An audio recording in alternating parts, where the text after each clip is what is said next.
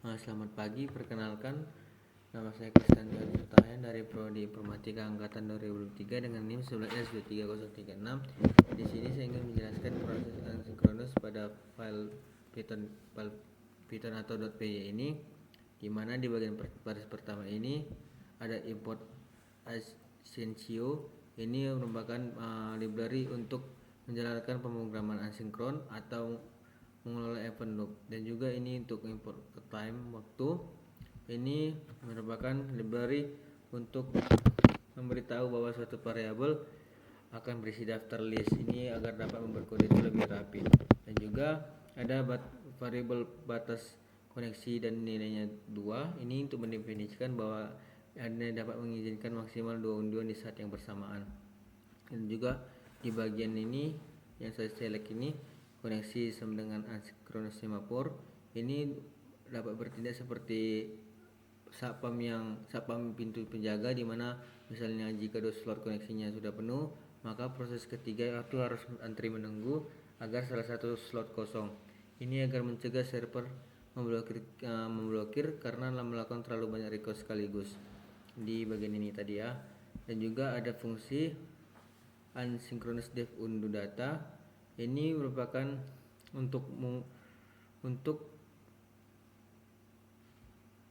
menerima nama server dan durasi unduhnya, dan kata kuncinya ini asinkronus ini merupakan fungsi biasa yang dapat menjadi coroutine, dan juga ada synchronous with main di bagian with koneksi. Di bagian with koneksi ini merupakan fungsi untuk mengizinkan kepada satpamnya atau semafornya agar fungsi ini hanya akan lanjut ketika baris berikutnya ada slot koneksi yang kosong. Dan juga di bagian selanjutnya ada return payload JSON. ini maksudnya itu misalnya setelah selesai menunggu, ini fungsi ini dapat mengembalikan data tiruannya atau seolah itu data JSON dari internet lah, kayak dummy-nya. Dan juga ada fungsi pengatur yang paling utama, ada asynchronous def main bagian ini none. Ini merupakan fungsi manager yang mengatur semua jadwal kerjanya. Ini ada waktu mulai sama dengan time perf counter. Ini untuk menyalakan stopwatch-nya. Ini merupakan database yang saat ini dipakai yang berisi daftar server dan waktu yang dibutuhkan masing-masing. Di bagian ini teks sama dengan undo hingga ke bagian yang saya select. Ini merupakan list compression agar dapat membungkus data yang di atas menjadi daftar tugas-tugas asinkron yang siap dieksekusi. Ini untuk perintah getter melemparkan semua tugas ke dalam event loop secara bersamaan. Jadi itu akan menunggu sampai semua tugas selesai. Setelah itu mengumpulkan semua nilai return berarti payload JSON ke dalam satu list yang teratur. Dan ini waktu selesai sama dengan time perf counter. Ini mematikan stopwatch-nya. Dan saya sebelumnya sudah mengerunkan programnya ini. Di sini outputnya dari awal itu ada sistem data fetching dimulai hingga ke total waktu eksekusi jaringan 8,4 detik. Saya jelaskan di bagian detik ke 0, di mana di detik ke 0 ini